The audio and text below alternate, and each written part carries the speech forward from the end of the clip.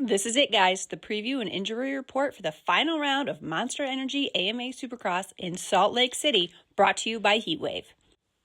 With only 1 point separating the top two in the 450 championship, it all comes down to this Saturday in Utah.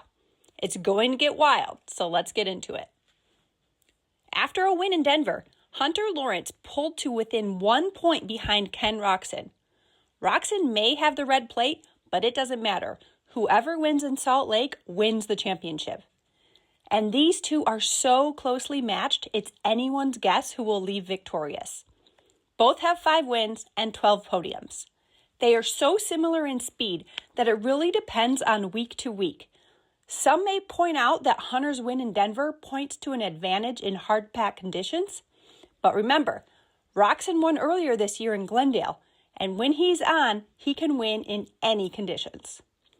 It could all come down to the start, but it's not that easy, as hole shot specialist Jorge Prado, as well as Eli Tomac, Cooper Webb, Justin Cooper, and Chase Sexton are all capable of getting in between these two and making things difficult for them. Also this week, news broke that Rockstar Energy Husqvarna will not operate a factory team in 2027. If you've already heard this news, keep in mind it does not impact the racing this weekend, as the team will compete all the way to the end of the 2026 season. That means Malcolm Stewart is in the mix this weekend, along with other surging riders like Justin Hill, Dylan Ferrandis, and Justin Barcia. It's rare to see this many factory riders still battling at the end of a Supercross season. Either way, come Saturday night, a first-time 450 Supercross champion will be crowned. But the excitement doesn't stop there. In the 250 class, another East-West showdown will take place at the finale. All the talk has been on Hayden Deegan versus Cole Davies, even though, besides a controversial call where Deegan was docked a position in Birmingham, Deegan has gotten the better of Davies at the last 2 showdowns. Deegan has also won the showdown in Salt Lake the last 2 years, but it doesn't always go the way of the current champions. For instance, in 2024, Deegan won the showdown, but finished second in the East Division that year. In 2022, Nate Thrasher had an upset win. Will someone else have a breakout ride this weekend? With Deegan in the field, it's hard to imagine that will happen. Plus, you know he wants to make his final 250 ride a good one. Now, for more on the track, let's send it to Jason Thomas. And just like that, we made it to the finale. Round 17 of the Monster Energy Supercross Series rolls into Salt Lake City, Utah. And I don't know if the track builders or designers got a little bored. Maybe they just really loved that Denver layout, because we have a very similar layout this weekend in Salt Lake City.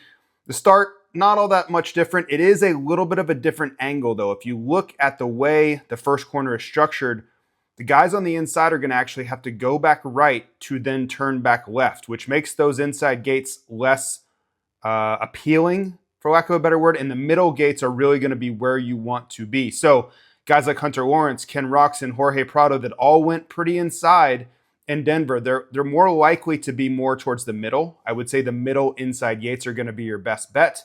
So just watch for that. Are there any differences in the start patterns or gate positioning because of the little nuance of the first corner?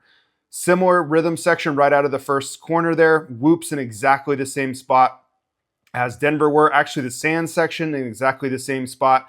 If you'll notice, though, it does have a little short chute and then a left-hand 180 before the finish line instead of immediately going into the finish line like Denver was.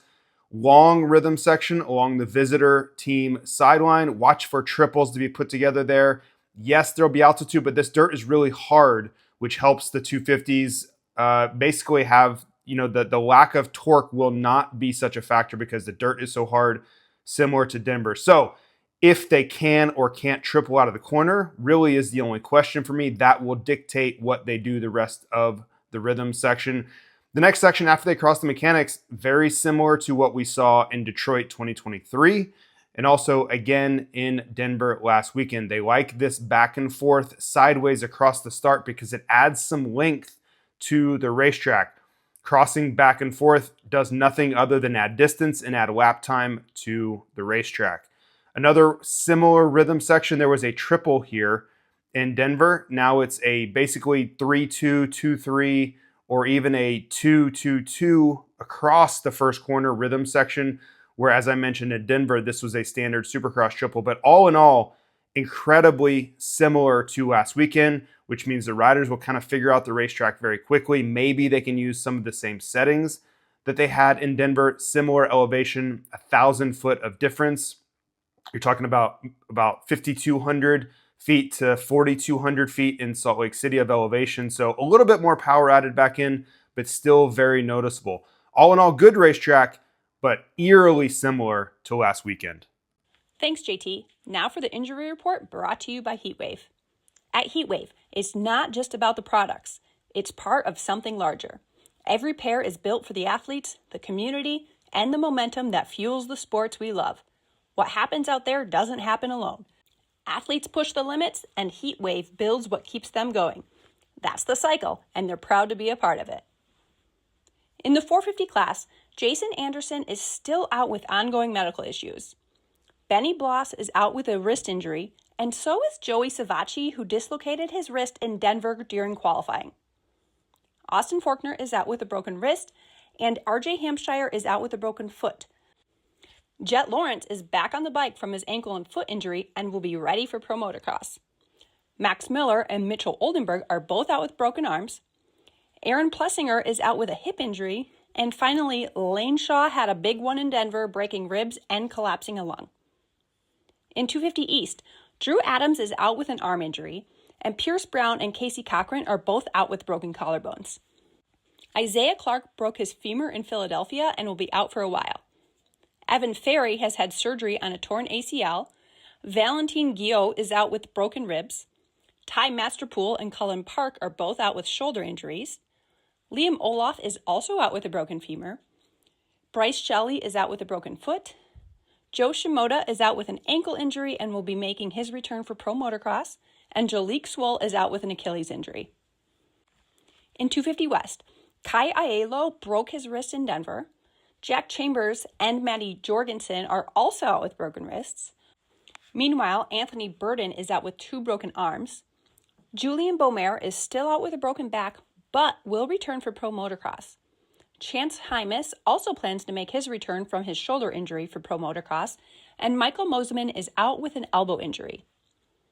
That's it for the preview and injury report for the final round of Monster Energy Supercross this Saturday in Salt Lake City. Race Day Live will air live on Peacock starting at 1 p.m. Eastern, and the preview show starts at 6:30 Eastern. Gates drop at 7. There will also be an encore presentation on Sunday on NBC at 3 p.m. Eastern. Ken Roczen or Hunter Lawrence? 2 great riders, but only one can be named champion. Who will it be in Salt Lake? This will be a race for the ages, and you won't want to miss it.